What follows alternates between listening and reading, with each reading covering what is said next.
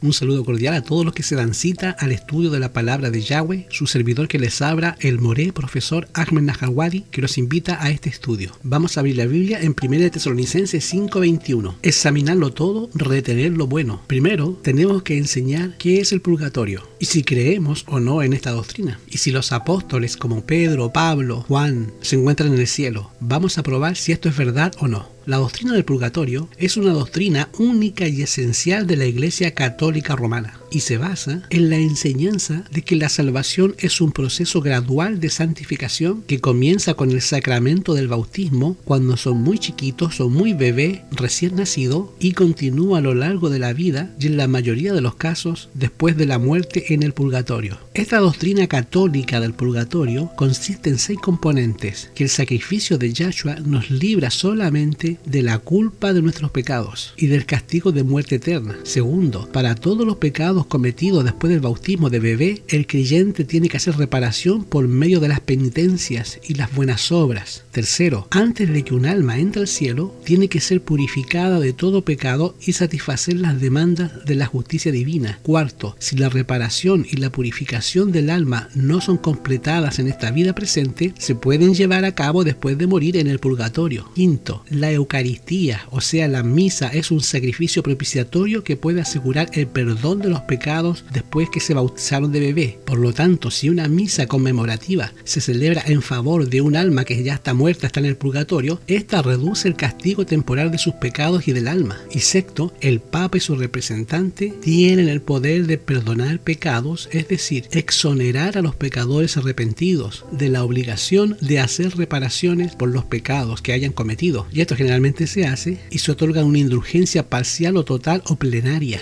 que reduce o elimina completamente el pecado o el castigo temporal en el purgatorio. Estos son los 6 componentes de la doctrina del purgatorio. Realmente, esta doctrina viene de Agustín y Tomás de Aquino y es apoyada y enseñada de que el fuego del purgatorio es esencialmente el mismo que el fuego del infierno. Y la diferencia no está en la naturaleza del fuego, sino en la función, según lo enseña la doctrina católica sobre el purgatorio. Ahora, ¿cuál es nuestra posición frente al purgatorio? El origen del purgatorio se parece mucho al origen de la creencia de la inmortalidad del alma, de modo que las dos creencias están íntimamente conectadas. El purgatorio ha llegado hasta hoy con la misma enseñanza de Tomás de Aquino. Ahora, nos oponemos bíblicamente al purgatorio. Déjame decirte cuáles son nuestras posiciones de este humilde servidor en base a sus investigaciones y estudios y la oración con el Eterno. Y vamos a analizar qué pasa con estas personas. El purgatorio se basa en 4 textos principales de la Biblia. Segunda de Macabeos 12, que es un libro apócrifo, Mateo 12:42 a 46, Mateo 12:32 y 1 Corintios 3:15. La primera razón y la más obvia para rechazar esta doctrina católica del purgatorio es el hecho de que no se enseña en la Biblia. Como ya lo dije en los estudios anteriores, el purgatorio no está expresado en la Biblia como los defensores admiten. Los teólogos católicos tratan pero encontrar de aquí a allá algún pasaje que pueda ser explicado con sus enseñanzas, pero no hay un texto bíblico que diga que existe el purgatorio ni el limbo. No existe ninguna evidencia de que el purgatorio alguna vez haya formado parte de las instrucciones de Yahshua o de sus talmidín, de sus discípulos. Y la razón es simple. En la Biblia, nuestro destino eterno se decide mientras tengamos vida. Después que uno muere, ya quedó fijado para siempre el carácter de esa persona y ninguna misa, ningún pastor, ningún sacerdote puede variar esa condición del muerto. Nuestros pecados nunca van a ser expiados en un purgatorio ardiente después de morir. ¿Por qué razón? Porque cuando morimos, nuestros cuerpos y almas descansan en la tumba hasta la mañana gloriosa de la resurrección. Y la segunda razón es el hecho de que contradice algunas enseñanzas de la palabra de Yahweh. Dice Romanos 3:24 que somos justificados gratuitamente por su gracia, mediante la redención, que es en Yahshua, a quien puso Yahweh como propiciación. O sea, esta justificación viene de Yahweh. Si la Iglesia Católica aceptara la plena reparación de nuestros pecados, provista por el sacrificio de Yahshua en el Calvario,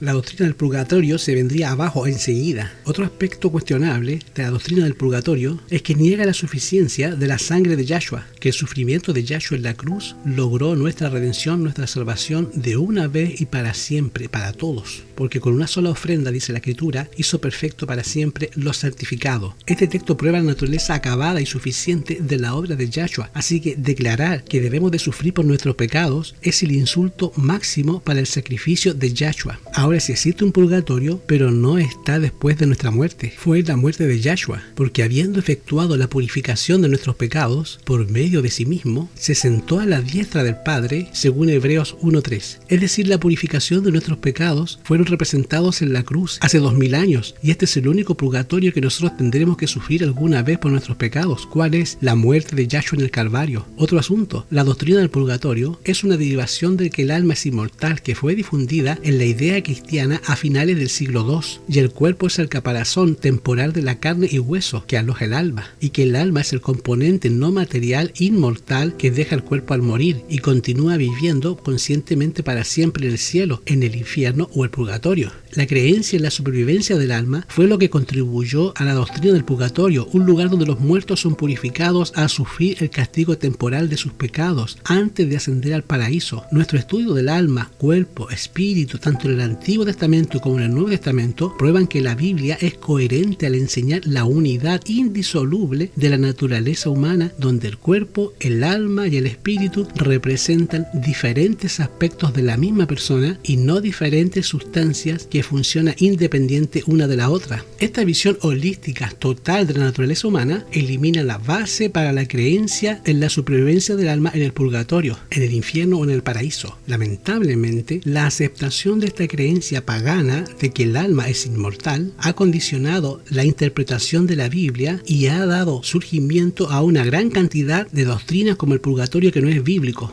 que el tormento eterno en el infierno, que tampoco es bíblico, como ya se los he probado. La oración por los muertos tampoco es bíblica. Ningún ritual, ninguna ceremonia, ninguna religión puede variar la condición del muerto. Esto Yahshua lo enseñó en la parábola del rico y Lázaro, y dio vida a la intercesión de los santos. Los muertos, Pablo, Pedro, no están en el cielo. Cuando dice la Biblia que a ti, Pedro, te daré las llaves del reino, las llaves son la palabra de Yahweh, el Antiguo y el Nuevo Testamento. Pedro era el mayor de los discípulos, y como el mayor se le respetaba, pero Yahshua siempre se dirigía a Pedro, pero no porque tuviera preeminencia, era el mayor del grupo. Así que Pedro está en su tumba, Pablo está en su tumba, María está en su tumba, Juan está en su tumba. Todos los muertos en Mashiach están en sus respectivas tumbas hasta la mañana gloriosa de la resurrección. Dijo Yahshua en Juan 5, 28, 29. ¿Quién soy yo para contradecir al que tengo que pedir a Yahweh por los vivos, no por los muertos? De ahí es el origen de las indulgencias. Y esto ha oscurecido la visión bíblica de la salvación como un don gratuito del Eterno. No somos salvos por las obras, somos salvos por gracia. Otra razón, la doctrina del purgatorio es una dependencia del tesoro de las obras meritorias